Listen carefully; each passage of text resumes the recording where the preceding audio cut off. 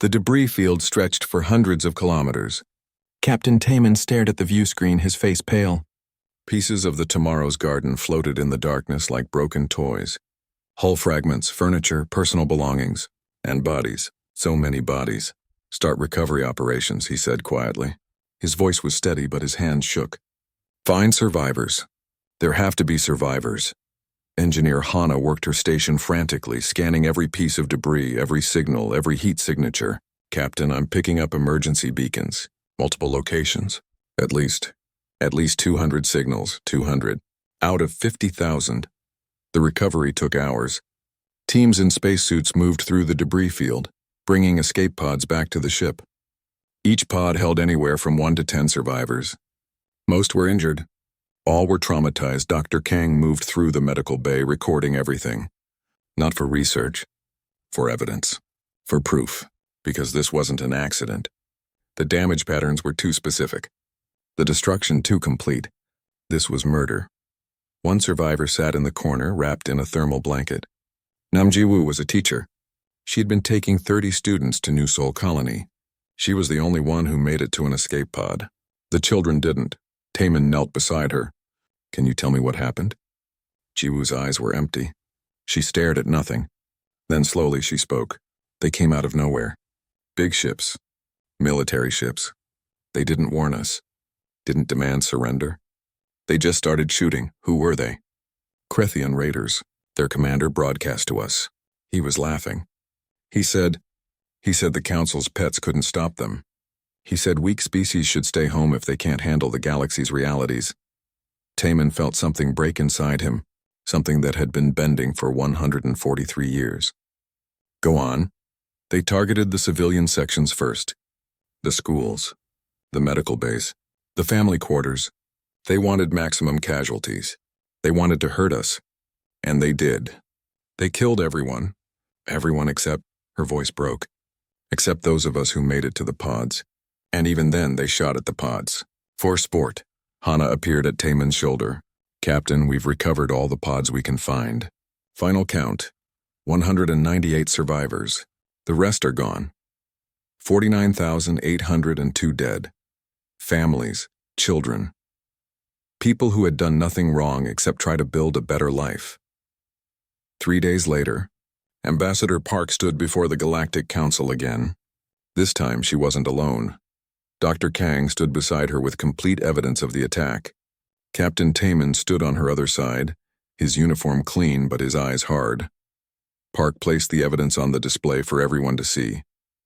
The colony ship Tomorrow's Garden was deliberately attacked by Krethian raiders. 50,000 civilians were aboard. Only 198 survived. We have complete records of the attack. We have testimony from survivors. We demand justice. The council chamber was quiet. Then the Krethian ambassador stood. He was tall, covered in scales, and his eyes showed no emotion. The attack occurred in the contested reaches. That region is not under council authority. We have no responsibility for what happens there. Park's voice rose. Your species attacked civilians, children, medical personnel, teachers, people who couldn't fight back. The Krethian shrugged. If humanity cannot protect its own, perhaps humanity should not venture into dangerous space. Several council members nodded. The Vrelian representative actually smiled. Ambassador Park, this is tragic, yes. But the council cannot police every corner of the galaxy. Your people took a risk. Sometimes risks have consequences. Park looked around the chamber. She saw no sympathy. No anger at the Krethians. No justice for the dead. Just indifference. And worse, satisfaction that humans had been reminded of their place. So that's it? She asked. 50,000 dead and you do nothing? The head of the council, an ancient being called Supreme Arbiter, spoke for the first time. We offer our thoughts and concerns. But humanity has insufficient status to demand council military action. If you want protection, perhaps you should have earned it. Taman stepped forward before Park could stop him. Earned it? We've saved dozens of species, responded to hundreds of emergencies, followed every law. What more do we need to do? The Supreme Arbiter looked at him with something like pity. Perhaps you need to accept that the galaxy is not fair. The strong survive. The weak perish. That is the natural order. The meeting ended. Park, Taman, and Kang walked out in silence. Behind them, they could hear council members already moving on to other business. 50,000 human lives meant nothing to them. On Earth, Admiral Yoon Seo-jun read the report from the council meeting. Then he read it again. Then he sat back in his chair and closed his eyes. He was 78 years old. He had served in Earth's military for 60 years. He had spent his entire career teaching restraint, teaching peace, teaching humanity to be better than it had been. His communicator chimed.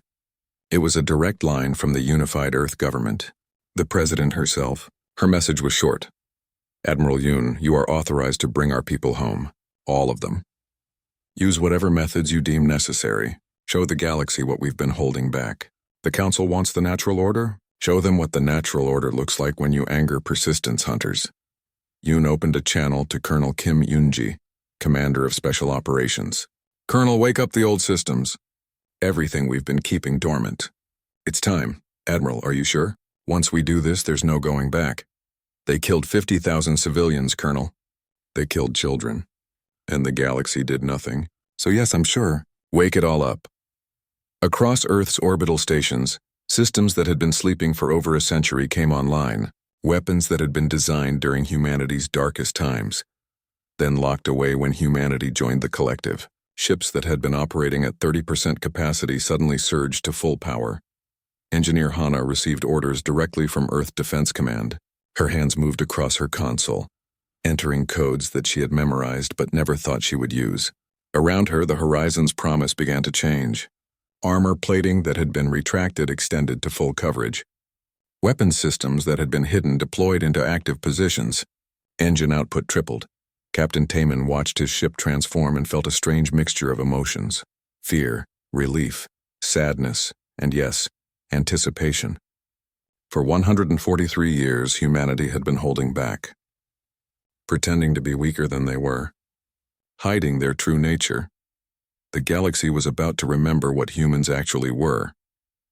Dr. Kang made one final entry in his documentation. Day 1 of the end of Restraint. We tried peace.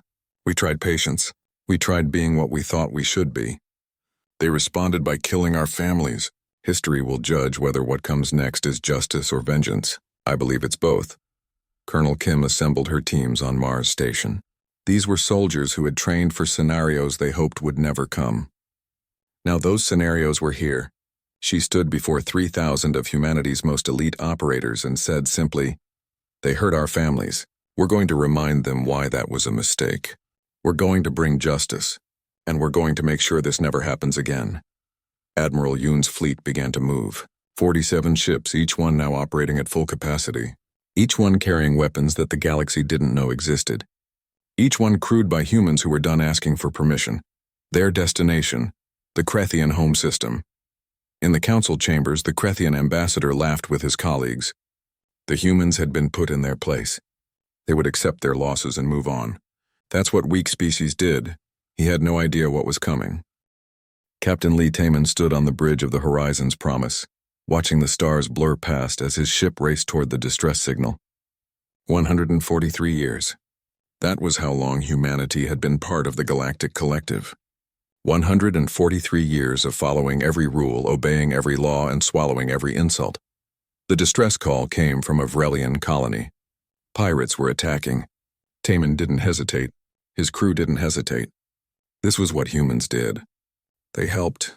They saved lives. They asked questions later. "All weapons ready, Captain." Engineer Choi Hana reported from her station. Her fingers moved across the controls with practiced ease. The weapons systems hummed to life, though they were operating at their usual limited capacity. No need to show everything they had. Never show everything. The battle was quick. The pirate ships scattered when they saw the human vessel approaching. Those that stayed to fight learned why that was a mistake. Taman's crew moved like a machine, each person knowing their role perfectly. Within 20 minutes, the pirates were fleeing and the colony was safe. Taman opened a channel to the colony. "This is Captain Lee Taman of the human vessel Horizon's Promise. The threat has been neutralized. Your people are safe," he expected gratitude, maybe even thanks. What he got was silence. Then coldly, the Vrelian governor responded, "You entered our space without permission. You will leave immediately." Hana looked up from her station, her face showing disbelief. "Captain, We just saved thousands of their people. Taman raised his hand, gesturing for calm. He had been doing this job for 15 years. He knew how it worked.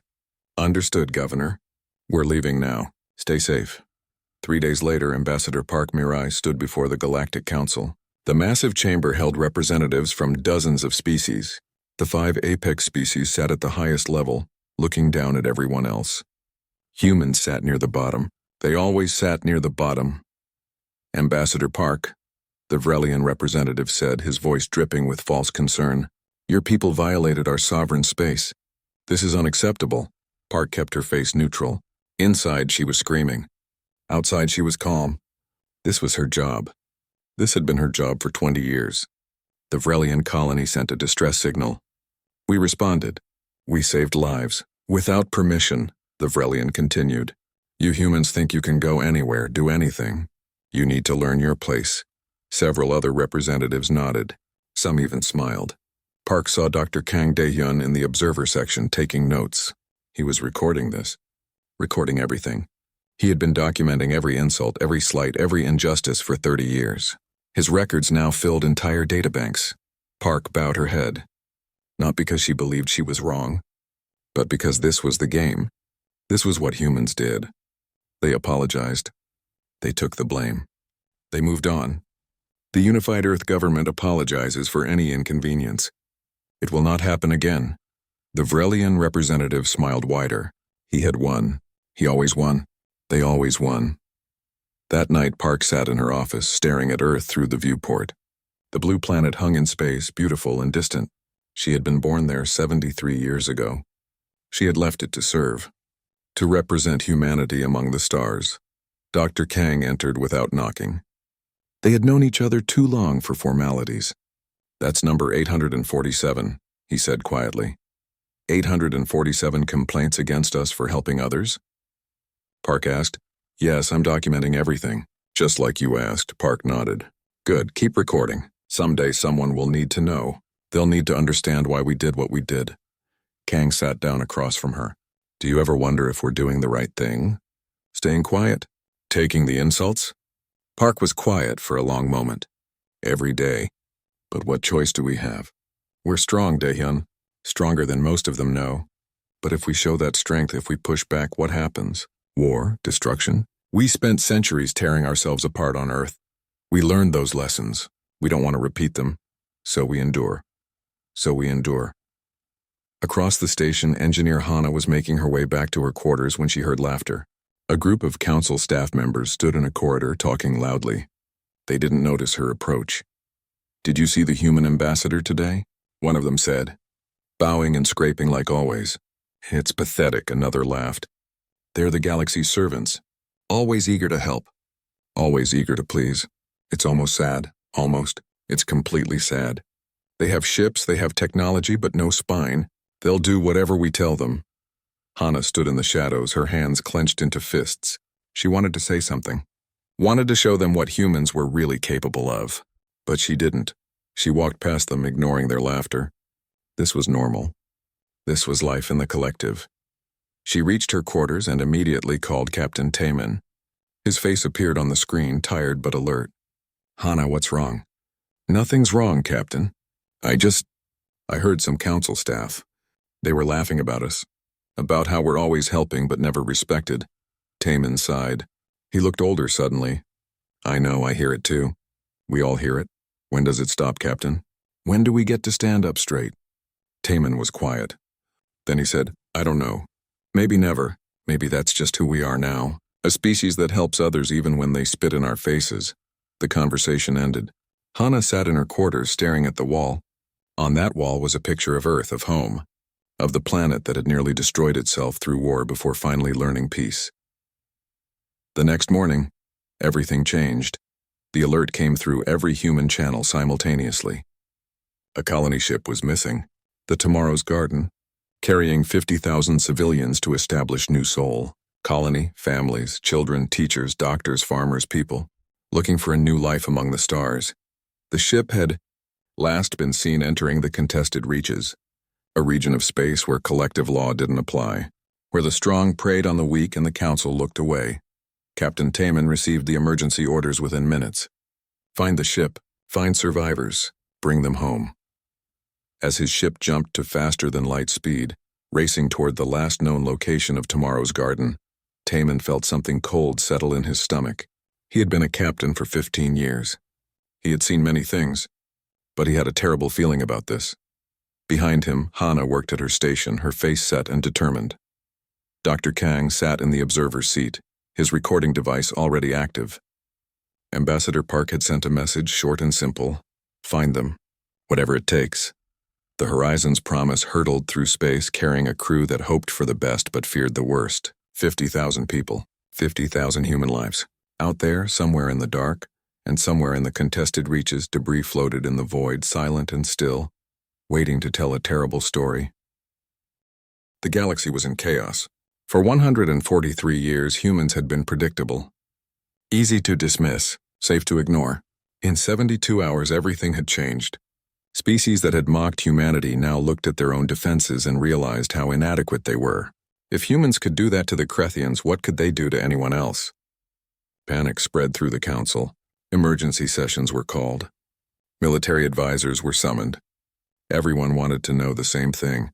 How much more were humans capable of? What else had they been hiding? Ambassador Park walked into the council chambers. The room went silent.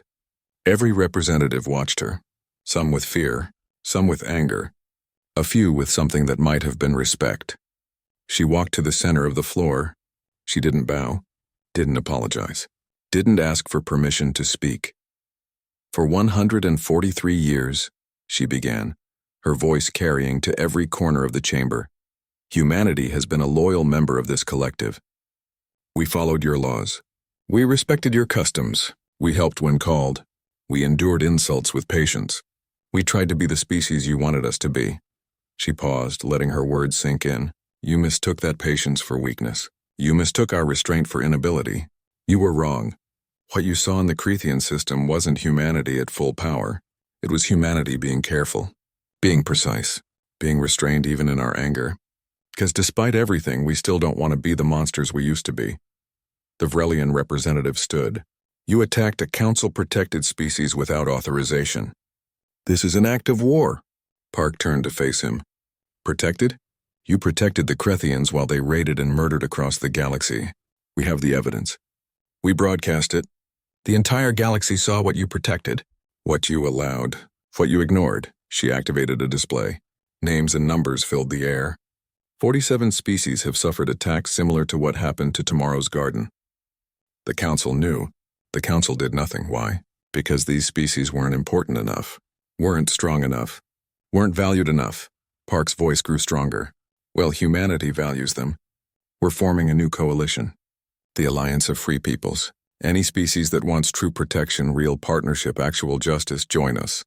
Not as subjects. As equals, the chamber erupted. Representatives shouting. Accusations flying. The Supreme Arbiter calling for order. But Park didn't wait. She walked out, her message delivered. Behind her, chaos reigned. Within hours, the first species responded. A small civilization called the Velnar, who had lost 3 colonies to raiders. Then the Hyros, who had been petitioning the council for protection for decades. Then more and more. By the end of the first day, 12 species had joined the alliance. By the end of the week, 40 reporter Lim Hyeran broadcast from the Alliance headquarters, a station that humans had quietly been building for months. She interviewed representatives from new member species. Their stories were all similar. Attacks ignored. Pleas dismissed. Hope abandoned. Until now. Why did you join the Alliance? She asked a Velnar representative. The being's answer was simple. Because humanity didn't just avenge their own dead. They freed slaves from 11 species. They broadcast evidence of crimes against dozens of civilizations. They could have just hit the Krethians and left. Instead, they showed they care about all of us. That's what real strength looks like. Captain Ominsu commanded rescue operations across 3 sectors. His orders were clear. Find every human who had been stranded, captured, or abandoned in space the council called ungoverned. Bring them home. Show the galaxy that humans protected their own. His ship, the Reclamation, jumped from system to system. They found human explorers who had been trapped on hostile worlds. Human traders who had been taken by pirates. human scientists who had been abandoned when their research stations were attacked. Every single one was brought home, but O did more than that. His crew rescued anyone they found. Velnar colonists, Heros merchants, beings from a dozen species who had been left to die because the Council deemed them unimportant. All of them were brought to safety. All of them saw that humans meant what they said about protecting everyone. Word spread. Pirates began releasing human captives before the rescue ships even arrived. Some stations that held slaves voluntarily opened their doors when human ships approached. The reputation humans had spent over a century building, reliable, determined, unstoppable, was finally working in their favor. Admiral Yoon coordinated something unprecedented: the trials of the Krethian raiders who had attacked Tomorrow's Garden. The trials were broadcast across the galaxy. Every species could watch, could see how humans handled justice. The raiders were given lawyers, given fair hearings, given every opportunity to defend themselves. The evidence was presented methodically: testimony from survivors, data from ship recordings, proof of deliberate targeting of civilians. The trials took weeks. They were thorough. They were fair. They were devastating. The Krethian commander who had laughed while killing children sat in the courtroom and tried to maintain his arrogance. But as survivor after survivor testified, as evidence piled up, his confidence cracked. When Nam Jiwoo, the teacher who had lost her students, spoke directly to him, he looked away. "You murdered children," she said, her voice steady despite her tears. "You laughed about it. You thought we were weak. But we're not weak. We're patient. There's a difference. And now you're going to learn what it means to face real justice." The verdicts came. Guilty on all counts. The punishment wasn't death. Death was too easy, too quick. Instead, the raiders would spend the rest of their lives rebuilding. They would construct memorial stations for the victims. They would help establish new colonies. They would work under the supervision of the families they had tried to destroy. They would live with what they had done. Every day, for the rest of their lives, the galaxy watched and learned. This was how humans dealt with enemies, not with quick vengeance, not with easy execution, with measured, lasting justice, with consequences that would be remembered. Counselor Vex was 400 years old. He had seen species rise and fall, had watched empires crumble and new powers emerge. He had survived by being smart, by understanding power, by knowing when to adapt. He requested a private meeting with Ambassador Park. She agreed, curious about what the ancient being wanted. They met in a neutral location, just the two of them. "You've changed the galaxy," Vex said without preamble. Park nodded. "We tried to be part of your system. It didn't work." "No," Vex agreed. "It didn't. And I need you to understand why. We, the apex species, we've been in power for so long that we forgot what it was like to be challenged. We thought you were weak because you were patient. We didn't realize you were patient because you were terrifying." He leaned forward. "Your species studied warfare for thousands of years before reaching the stars. You fought yourselves in conflicts so brutal that they scarred your entire civilization. You learned lessons that most species never face. Then you came out here and pretended to be harmless. We should have wondered why. Should have asked what you were hiding." Park listened, her face neutral. Vex continued. "But we didn't ask. We just assumed. And now the galaxy knows the truth. Humans are persistence hunters, pack animals, and the most dangerous thing about you isn't your weapons or your ships. It's that you chose restraint. For over a century you could have done what you just did to the Krethians, but you didn't. You waited. You endured. You gave us every chance to be better. And you weren't," Park said quietly. "No, we weren't. And now the galaxy will never make that mistake again. Every species will remember. Humans are patient until they're not.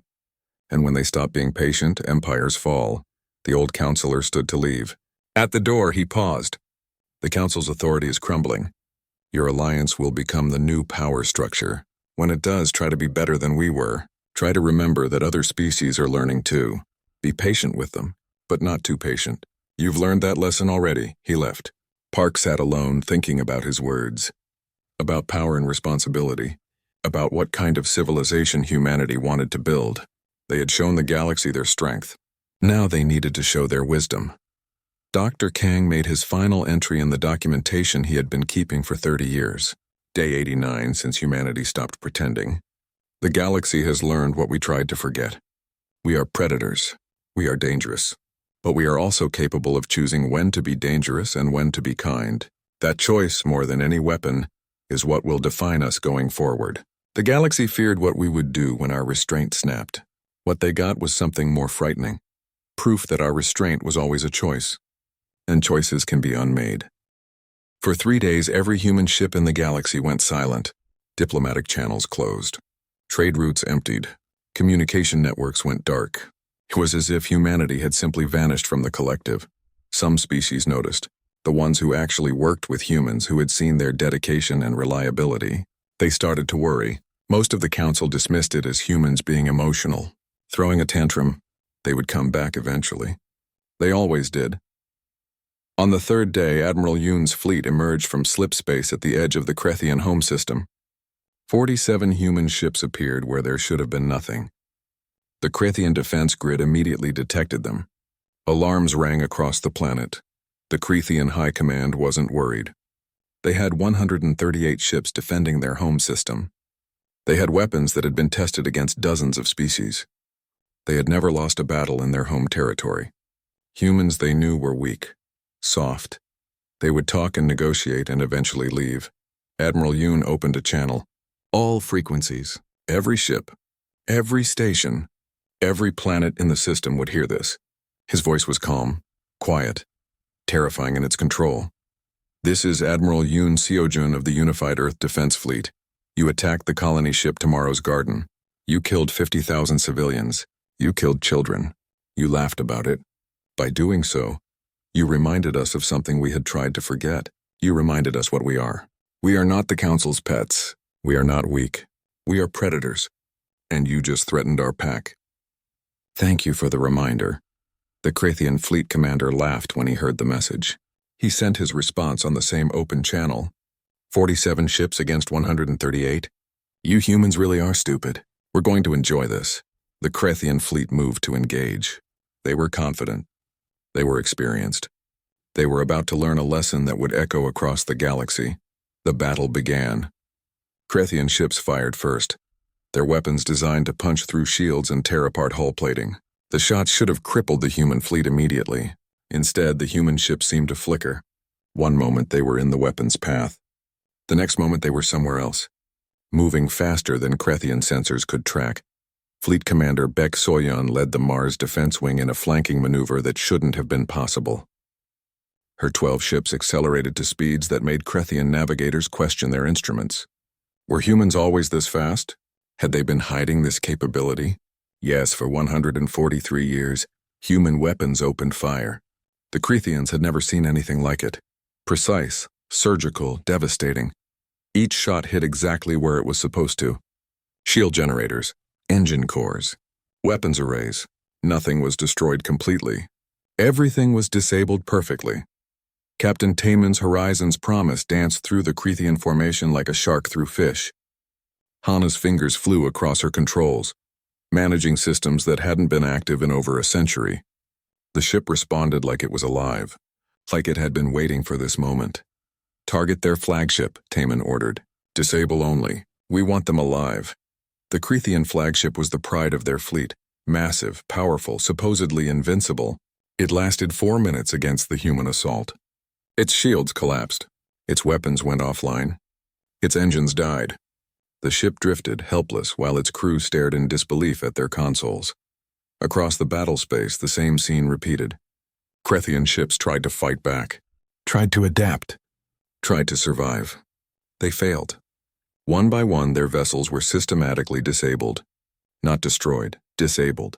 Left floating in space, crews alive but utterly defeated. The battle lasted 17 minutes. 138 Krethian ships disabled. 0 human ships damaged. 0 casualties on either side. It wasn't a battle. It was a demonstration. Intelligence officer Han Junho led a strike team onto the Krethian flagship. They moved through the corridors in perfect formation. Krethian soldiers tried to resist. They were disarmed in seconds, alive but restrained. The humans didn't kill anyone. They didn't need to.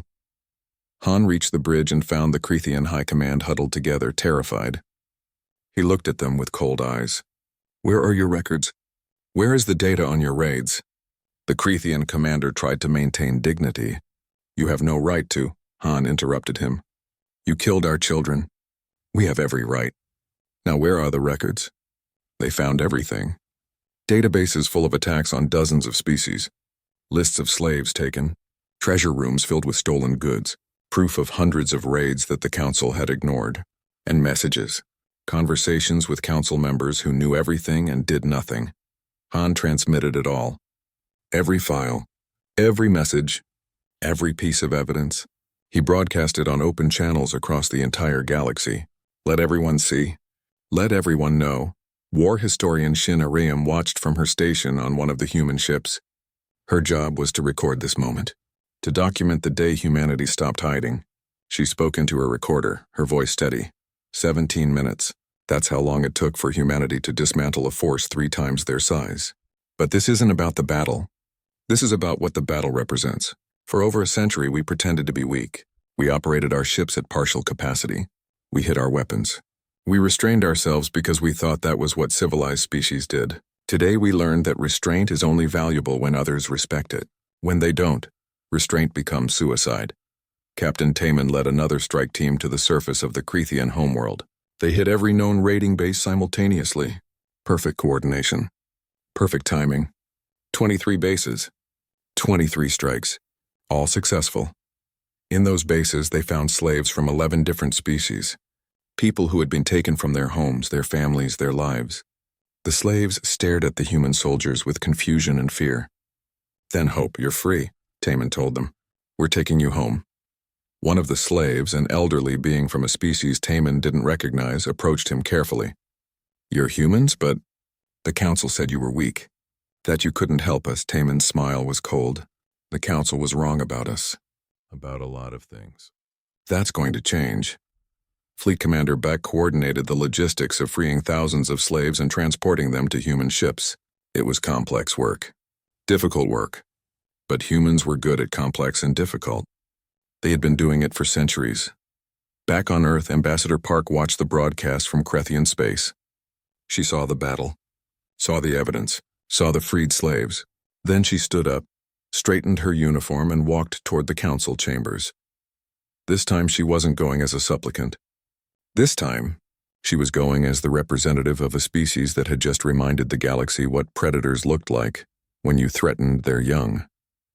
Admiral Yoon remained in the Crethean system for 3 more days. Not to occupy, not to conquer, to make a point. Human ships patrolled the space around the planet, not threatening, just present, a reminder. On the 3rd day, he broadcast one final message to the Crethean people. We came here for justice. We got it. Your raiders who attacked tomorrow's garden are now in our custody. They will face trial. They will face the families of the people they killed. As for the rest of you, you can rebuild. You can continue your civilization. But if any Crethean ever attacks another human, we will return. And next time we won't be as gentle. Choose wisely. The human fleet left the Crethean system. Behind them, a species that had been confident and arrogant now cowered. Their government was in chaos. Their military was in ruins. Their pride was shattered.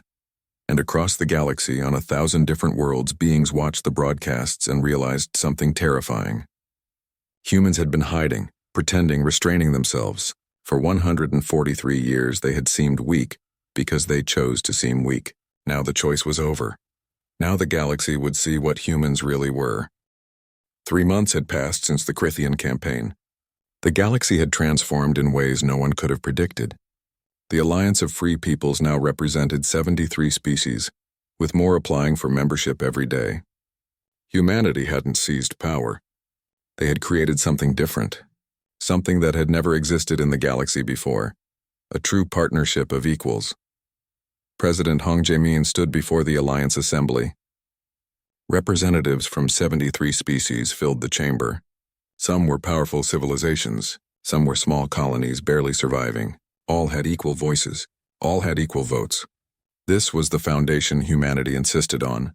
No species had authority over another. We propose a new charter, Hong said, his voice calm but firm. Every member species contributes to mutual defense according to their capability. Every member species has equal say in alliance decisions. An attack on one is an attack on all. We defend each other. We support each other. We grow together. A Velnar representative raised a question. What if we can't contribute much military power? What if we're too small? Hong smiled. Then you contribute what you can. Knowledge, resources, culture, ideas. Military strength isn't the only kind of strength. We learned that the hard way. The Council valued only power and conquest. We value everything that makes civilizations worth defending. The vote was unanimous. The Alliance Charter was adopted. A new form of government was born. Not an empire, not a hierarchy, a genuine alliance. General Song Yuna took on the massive task of restructuring the Alliance military. She wasn't building an empire's army. She was creating a coordinated defense force where every species maintained their own command structure, but could work together seamlessly. Human military academies opened to all Alliance species. Officers from dozens of civilizations learned human tactics, small unit coordination, information warfare, precision strikes. But the humans were careful. They taught methods, not blind obedience. They shared knowledge, not control. A Heros commander who had been studying human tactics approached Song after a training session. Your methods are unlike anything we've learned before. Why do you teach us to think independently instead of following strict orders? Song considered the question. Because we learned that rigid hierarchies fail when facing the unexpected. We teach you to adapt, to think, to make decisions in the moment. That's what makes a military force truly effective, not blind obedience. Intelligent coordination. The commander nodded slowly. The Council never taught us this way. They wanted us dependent on their leadership. That's because the Council wanted subjects, not allies. We want partners. There's a difference. Not everyone welcomed the changes. The old Council, led by the Vrelian and 3 other apex species, saw the Alliance as a threat to their power. They called emergency sessions, demanded the Alliance dissolve, threatened sanctions. When none of that worked, they made their final move. They assembled a fleet, the largest military force seen in 500 years. 178 ships from 4 apex species. They would restore order, put the upstart species back in their places, remind the galaxy who really ruled. Diplomat An Kyung-min met with the Council Fleet's commander at a neutral station. She brought no weapons, no threats, just a simple offer, peace, a chance to talk, a chance to find a better way forward. The Council Fleet commander was a Vrelian named Supreme Marshal Torvik. He was old, experienced, and utterly confident. He looked at An with barely concealed contempt. You have 73 species of weaklings. We are the apex. We have governed this galaxy for millennia. Dissolve your alliance, return to your designated sectors, and we might show mercy. An remained calm. Marshal, the galaxy has changed. You can change with it or you can be left behind. But we will not dissolve. We will not abandon species that asked for our protection. We will defend our partners, Torvik laughed. With what? Your little demonstration against the Krethians? That was one battle. We have 4 apex species united. We have technology you can't imagine. We have experience spanning centuries. You have nothing but arrogance. An stood to leave. Then I guess you'll have to learn the same lesson the Krethians did. We didn't want this fight, Marshal. But we won't run from it either. She broadcast her final offer on all channels, making sure every ship in both fleets could hear. To all Council forces, you don't have to fight this battle. Your leaders chose this path, but you don't have to follow. Any ship that withdraws will face no consequences. Any crew that refuses these orders will be welcomed as refugees. You have a choice. Choose wisely. The Battle of the Neutral Zone began the next day. The Council expected a quick victory. They had numbers. They had technology. They had experience. What they didn't have was accurate information about what they were facing. The Alliance fleet numbered only 92 ships. But those 92 ships represented a dozen species, all coordinating perfectly. Human vessels worked alongside Velnar cruisers. Heros fighters covered Alliance capital ships. Species that had never fought together moved as one unified force. And the humans unveiled more of what they had been hiding. Information warfare that made Council sensors useless. Jamming technology that shut down communications. Precision strikes that disabled ships without destroying them. The Council fleet fought bravely, but they were fighting an enemy they didn't understand. Captain Taemon's Horizon's Promise led a squadron of mixed-species ships through the Council formation. Velnar crews had studied human tactics and adapted them to their own ships. The result was devastating. Council ships tried to track them and failed, tried to hit them and missed, tried to coordinate responses and found their communications jammed. Engineer Hana coordinated with engineers from 5 other species, managing systems in real time, adapting to threats as they emerged. This was what the Alliance could do, not just human capability, combined capability. Every species bringing their strengths to create something greater than any single civilization could achieve. Fleet Commander Bayek commanded the Mars Defense. Wing in a maneuver that shouldn't have been possible, she coordinated with Heros light frigates to create a pincer movement that trapped the Council flagship. The Council commander found himself surrounded by ships from species he had considered beneath notice. Marshal Torvik stared at his displays in disbelief. His fleet was being taken apart, not destroyed, disabled. Every ship carefully targeted to knock out weapons and engines while preserving life support, just like the humans had done to the Krethians. Precise, controlled, terrifying. His communications officer reported that 17 Council ships had already withdrawn from the battle. Their crews refusing to fight, not out of cowardice, out of recognition that this battle was wrong. Torvik's own flagship shuddered as its shields failed. Systems went offline one by one. His weapons, his engines, his ability to resist. Within minutes, his massive warship was drifting helplessly. Captain Taman's face appeared on his view screen. Marshal Torvik, your fleet is defeated. No one has died today. That was deliberate. We don't want to kill you. We want you to learn. The galaxy doesn't need rulers and subjects. It needs partners and equals, Torvik wanted to argue, wanted to maintain his dignity. But he couldn't. His fleet was in ruins. His ships were disabled. His authority was gone, and not a single person had died in the battle. The humans and their allies had proven their point without unnecessary bloodshed. Why spare us? He asked quietly. Taman's expression was serious. Because we remember what we were. We remember centuries of pointless wars, of killing because we could, of destroying because we were angry. We learned those lessons through terrible cost. We won't repeat those mistakes. We hope you won't either. The Council fleet was allowed to return home. Every ship was repaired just enough to make the journey safely. No one was held prisoner. No one was executed. The Alliance made its point. They could have destroyed the Council fleet completely. They chose mercy instead. That choice resonated across the galaxy. Species that had been watching neutrally suddenly paid attention. Power without mercy was nothing new. But power with restraint, power combined with wisdom, that was rare. That was valuable. That was worth joining. Counselor Vex addressed what remained of the Council. We lost. Not just the battle. We lost our authority, our legitimacy. The galaxy has moved on, and we can either move with it or be left behind as relics of a worse time. Some Council members argued, demanded they rebuild their forces, try again, assert their authority. But others saw the truth. The galaxy had changed. The old ways were dying. Something new was being born. Ambassador Park received a message from the Council, not a demand, a request. Could the Council join the Alliance? As equal members, not as rulers. They would contribute what they could, accept the new charter, work within the new system. Park discussed it with President Hong and Admiral Yoon. They debated for hours. Could they trust the Council? Could they work with species that had dismissed them for so long? Finally, Hong made the decision. We accept, with conditions. They must acknowledge past failures, must compensate species they harmed, must prove through actions that they've changed. But we accept, because the Alliance is for everyone, even those who wronged us. That's what makes us different from them. Dr. Kang updated his documentation,